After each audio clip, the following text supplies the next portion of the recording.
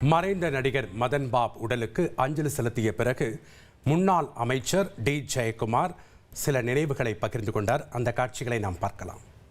தமிழ்நாட்டு மக்களாலும் ரசிகர்களாலும் மதன் பாப் என்று அன்போடு அழைக்கப்படுகின்ற இனிய சகோதரர், ஒரு நட்புக்கு இலக்கணமானவர், கள்ளங்கபடமற்றவர், ஒரு பண்பாளர்.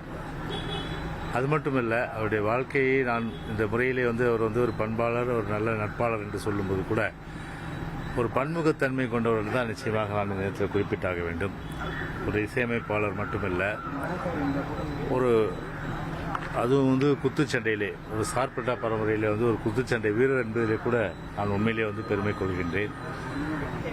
குறிப்பாக 100க்கு மேற்பட்ட படங்களில் நடித்து அதன் மூலம் ரசிகர்களை ஒரு மகிழ்ச்சி கடலில் ஆழ்த்தியவர்.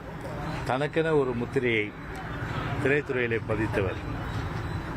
எல்லோராலும் அன்புடன் அழைக்கப்படுகின்ற நம்முடைய மதன் பாப் அவர்கள்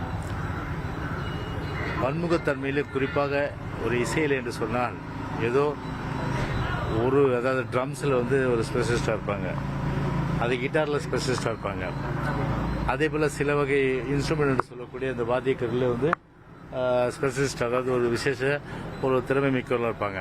ஆனால் 6 வகையான அந்த இன்ஸ்ட்ருமெண்ட் என்று சொல்லக்கூடிய அதையெல்லாம் பிரத்யோகமாக வாசித்து ஒரு சிறந்த இசையமைப்பாளர் என்ற அந்த பெருமையை கூட பெற்றவர். அது மட்டுமல்லாமல் குறிப்பாக இன்றைக்கு திரையுலகில் அதே போன்று கோலோச்சி இருக்கும் இசையமைப்பாளர் ரகுமான் அவர்களுக்கே ஒரு குரு என்று சொன்னால் நிச்சயமாக இது மிகப்பெரிய அளவுக்கு ஒரு பிரசித்தி பெற்ற, ஒரு கலையிலே வல்லமை பெற்ற, எல்லாவித ஆற்றலும் பெற்ற, பன்முகத்தன்மை கொண்ட அப்படிப்பட்ட ஒரு சிறந்த ஒரு நண்பரை இன்றைக்கு இழந்து விட்டது என்பது உண்மையிலேயே ஒரு தொண்டர்களுக்கும் சரி, அதே போன்று தமிழ்நாட்டு ரசிகர்களுக்கும் சரி, அதே போன்று தமிழ்நாட்டு மக்களுக்கும் கலைத்துறைக்கும் ஒரு மிகப்பெரிய ஒரு பேரிழப்பாகத்தான் நிச்சயமாக நான் இந்த நேரத்தில் சொல்ல முடியும். குறிப்பாக ஒரு மனிதன் தன்னுடைய வாழ்நாளிலே ஒரு சாதனையை படைக்கின்ற சூழ்நிலையில் கிட்டத்தட்ட நம்முடைய அருமை சகோதரர் மதன் பாப் அவர்கள் வெள்ளித்திரையிலும் சரி, சின்ன திரையிலும் சரி, பெரிய திரையிலும் சரி சாதனைகளை குவித்தவர். எவ்வளோ பேரோடு தொடர்பு கொண்டவர்.